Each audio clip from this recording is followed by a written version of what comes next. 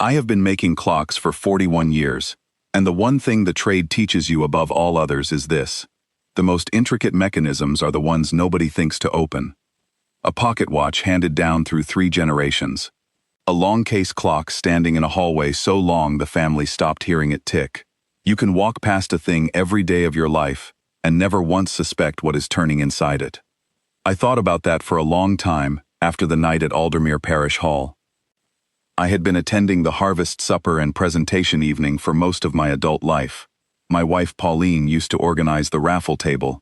After she passed, I kept coming, partly from habit, and partly because the alternative was sitting in the workshop listening to my own clocks. 40-odd people in a low-ceilinged room that smelled of beeswax and stewed tea, and the particular cold that old stone holds even in September. Trestle tables with paper cloths. Plates of sandwiches going slightly translucent at the edges. It was not a grand occasion. Nobody pretended it was. What made that particular September different was the county music inspector. His name was Mr. Halford, a compact man in his mid-40s with a new briefcase and the manner of someone recently promoted to a position that required him to assess things. He had been sent, as I understood it, to evaluate the parish hall's music program, the children's recorder group, the twice-monthly piano lessons that old Mrs. Bream still gave on Tuesday afternoons, the general suitability of the upright Broadwood in the corner for continued educational use. He moved through the hall before the supper began, with a clipboard and a younger colleague in tow, making notes in a way that implied the notes would have consequences. I had known Mildred Bream since she taught my eldest son his times tables. That was 1978. She had been teaching in Aldermere long before that, and she went on teaching long after, and when she finally retired at 70, the village held a presentation evening, very much like this one, and gave her a crystal fruit bowl and a card signed by what appeared to be the majority of the parish. She was 77 now, small, upright, white-haired, with the particular patience of a person who has spent decades waiting for a child's face to change when understanding arrives. She was at the piano bench when I first noticed her that evening, not playing. She was setting out the order of events sheets, stacking them in a neat pile on the lid, smoothing them with the flat of one hand. The Broadwood stood against the far wall, away from the draft of the main doors, an old instrument that had been tuned within the last year, at her insistence and her own expense. She treated it the way some people treat a garden, not ownership, but long responsibility. Mr. Halford crossed the hall toward it with his clipboard. He looked at the piano, looked at his notes, looked at Mildred, and then spoke to his colleague rather than to her. "She can sort us out a scale or two, I suppose," he said, the way a man might instruct the room itself, just to test the instrument before we write it up. Mildred did not react immediately. She set the last program sheet on the pile, aligned the edges, and looked at it for a moment. "A scale," she said. Not a question. She said it the way you might repeat a word in a language you learned as a child and had not spoken in some years. Mr. Halford glanced at her then. "If you wouldn't mind, just the upper register. We need to confirm the action is serviceable before we make any recommendations." She looked at him steadily, the patience I recognized, the same face she turned on a child who had given a wrong answer without knowing it was wrong. "All right," she said. She sat. She settled her hands in her lap for a moment, not touching the keys. The hall was still filling, people finding seats, collecting glasses of squash from the trestle table by the door. Mr. Halford had his pen poised. She played the opening of Schumann's first scene. It was not a scale. It was a thing of 8 bars, gentle and wondering, a child looking at something for the very first time. The right hand moved over a simple melody, while the left answered beneath it, unhurried, warm, the way you might begin a conversation you had been meaning to have for a very long time. Nothing rushed, nothing announced. The sound came into the room the way a certain quality of autumn light comes through a window. You do not notice the moment it arrives, only the moment you realize the room is different from how it was. Mr. Halford's pen slowed. I had found a seat at the end of the second table by then. I sat with a glass of squash in my hand, and I did not put it down. I am not a musical man. I can no more read a score than I can read Sanskrit. What I know is mechanism, the way a thing is put together, what it costs to make it move, whether what moves it has been built to last. And what I heard in those first 8 bars was something with 40 years of tension in it, coiled, patient, waiting for the room to be ready. I have had clocks in my workshop that no one thought to wind for 20 years. You pick them up and shake them gently, wind the crown, and they begin again without complaint, as though the time they missed was simply time they spent preparing. That is what those first bars sounded like to me. She moved without pause into the 5th piece. This one had a different quality. Less wondering, more held, the way a person looks when they are trying not to show something. The melody climbed and turned back on itself, restrained at the top, as though it knew better than to ask for too much. A woman near the door stopped talking mid-sentence. I watched her. She did not know she had stopped. The piano had a sound I had not expected from it, full at the low end and clear at the top, and Mildred drew both out as though she knew the instrument the way a watchmaker knows a movement he has cleaned and calibrated every year for 3 decades. She was not performing. That was the thing that took me longest to understand. She was not performing any more than the clock on my workshop wall performs when it strikes the hour. It was simply what it did, because it had been built for that, and had been waiting. I looked at Mr. Halford. He had lowered his clipboard to his side. His pen was between his fingers but not moving. He was watching her hands. Then she played the 7th scene, and the room changed. It is difficult to explain to someone who was not there. The piece had a different weight to it, a patience that was not gentle, but earned. The kind of thing that has been kept somewhere for a long time, and has not diminished. The melody did not climb so much as it settled, finding a register that had the quality of something remembered rather than played. I noticed, partway through, that my own breathing had changed. I was not aware of deciding to breathe differently. It simply happened, the way your step changes on old stone, when you realize you are in a place that has been standing longer than you.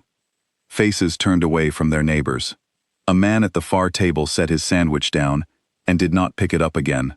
The woman near the door who had stopped mid-sentence stood with her arms folded now, not from coldness, but from the posture people take when they are holding something carefully. There is a thing that happens in a room when people stop arranging themselves and simply become still. I have seen it only a handful of times in my life.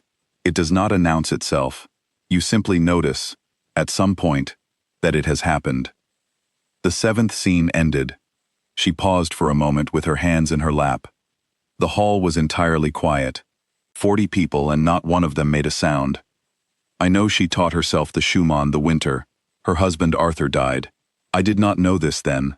I learned it later, from the woman who ran the post office and had known Mildred for 50 years.